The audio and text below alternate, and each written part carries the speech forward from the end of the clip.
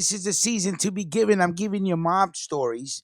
Now I know we did the Times article about the Gotti, the Gambino crew, and the arrest that they made with Andrew Campos and everybody else.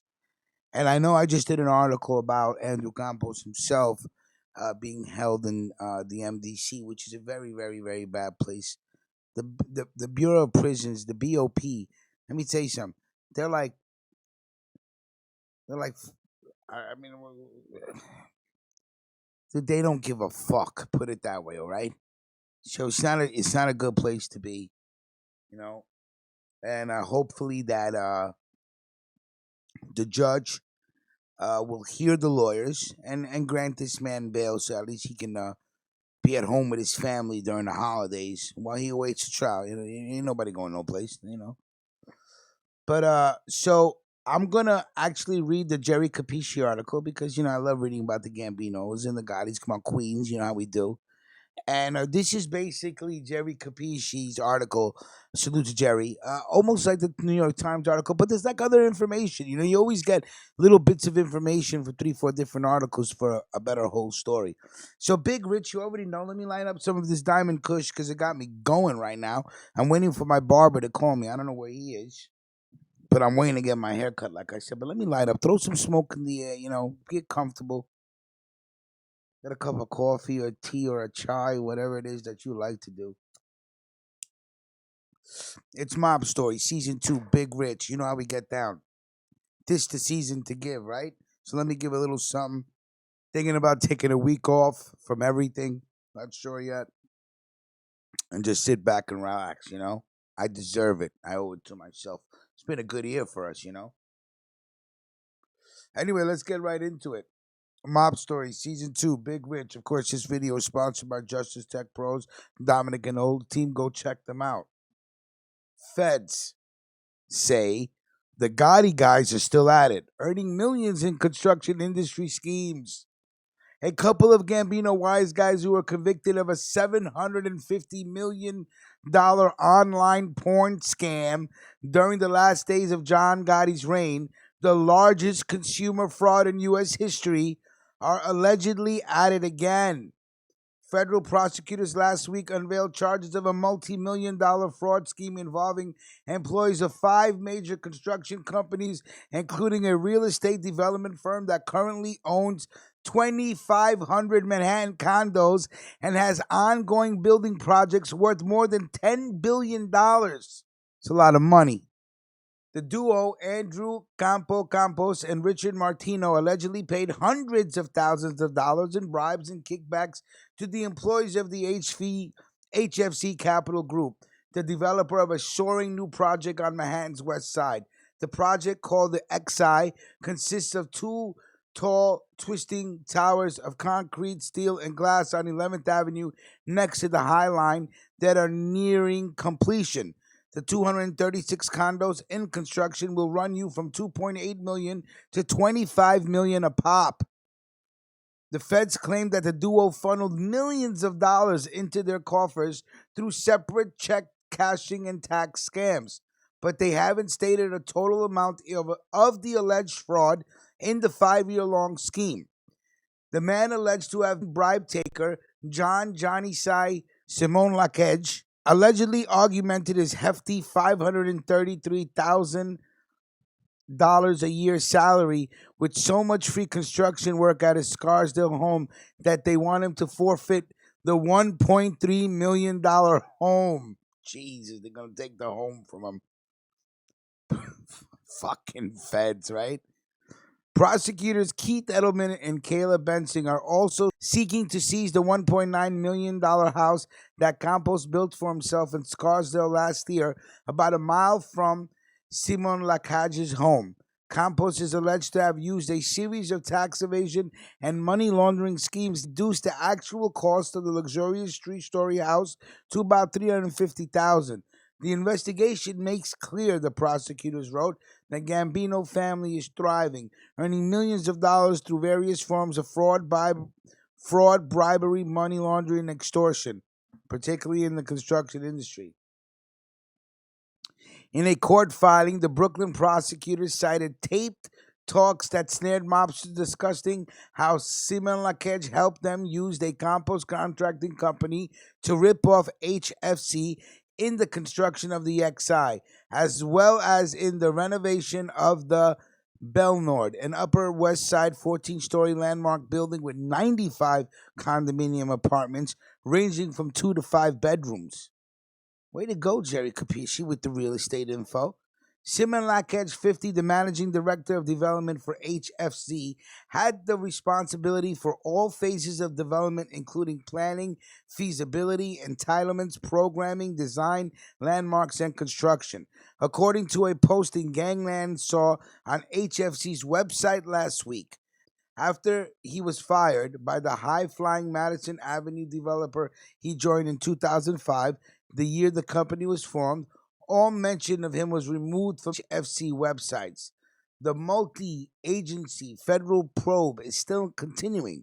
So far, it has snared 11 mobsters and associates, including Mark Chippy Kosich, a cousin to Simon Lakage, whom prosecutors Edelman and Benson have described in court sessions as an Albanian gangster who's been used as an enforcer by the Gambinos. Following his last release from prison in 2013, Campos, 50, formed CWC Contracting Corp., the company the feds say was the vehicle he used to steal from HFZ and the other construction companies. He was ordered detained without bail as a danger to the community under 26 count racketeering indictment.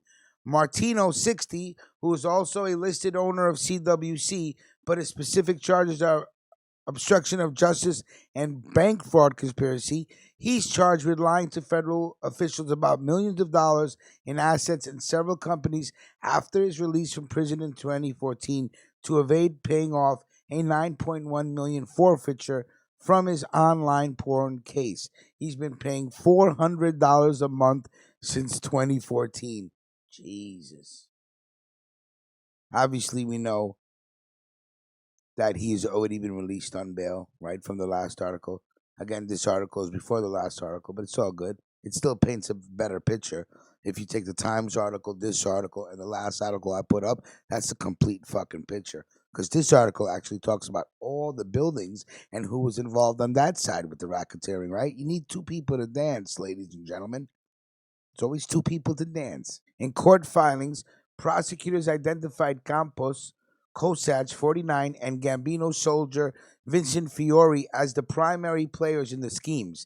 They allegedly passed a combination of cash and free labor and construction materials to Simon Locage and others HFZ employees in exchange for CWC contracts and change orders that Campos and his cohorts wanted. Prosecutors quoted snippets of the transcript from tape recordings in which the defendants are heard talking cryptically about favors done and owed by wealthy contractors. In a taped talk last January 31, Fiore, 57, was overheard telling an associate, "I'll bring Mark with me. His name is Chippy. He's the cousin, so you know, but keep it to yourself." The cousin of HFZ. This director, John Similacatch. "There's things we can do with Chippy there. He whispers what he needs to whisper, and we get things done." A few weeks later, the prosecutors wrote on February 25th, Kosach was overheard saying on work that Simon Lacage's home was paid for by a change order, but it should have been pro bono. Write it off. They do 50 million years. They do 50 million a year in business. You don't think it's worth to do some of the paperwork? On March 15, they wrote Fiore was heard telling Campos that CWC owned a construction worker money for labor he had performed at the Simon Lacage residence, along with a home owned by another HFC employee. Fiore told Campos that he had assured the workers he would get paid. Later that day, the prosecutors wrote Fiore was heard telling an accomplice he had just got off the phone with Andrew a couple of minutes ago. Fiore was then heard telling an unidentified co-conspirator to credit the worker with 12 man days against the Belnord project on West 86th Street for his work for the unidentified HFC employee. Chippy knows about it, said Fiore, the prosecutors wrote. The mobster then mentioned Fort Hill Road, the street where Simon Lacage lived, and instructed his crony to credit the 8 days over there against 7611, which is the address 7611th Avenue of the XI project, the prosecutors wrote. That's great. So allegedly they're doing work in these houses, but they're charging the construction that's going on in the city. Chippy knows about it as well, said Fiore. That's from John C's house. On April 12th, Fiore was taped quibbling about 5,000 while talking to another HFZ employee who already been paid 38,000 in bribes for one change order and was going to get 50,000 for a second change order that CWC wanted to boost its earnings, the prosecutors wrote. There's another 42 that's got to come correct. It was 80, said Fiore. It was 85, and then the 50 is after when you get another one, said the HFZ employee. But right now, said Fiore, right now it's 85 minus the 38, the employee replied. And then he continued, Monday, I'll work out the verbiage. I'll work out the verbiage for the other shit. Pay you guys for general conditions. I'll do something with that. You got it, my man, said Fiore. If nothing else, the secret recordings show the mobsters were good at calculating large sums while juggling several different projects at the same time. The government may have a problem keeping the jury awake once the tapes are played. They clearly didn't sufficiently impress Magistrates Judge Sanket Bulsara. He ordered Chippy Kosaj released on $600,000 bond Friday, even though prosecutors cited a tape recording in which the reputed Albanian gangster was overheard boasting that during a fight in a diner that he stabbed the kid, I don't know, about 100,000 times with a fork.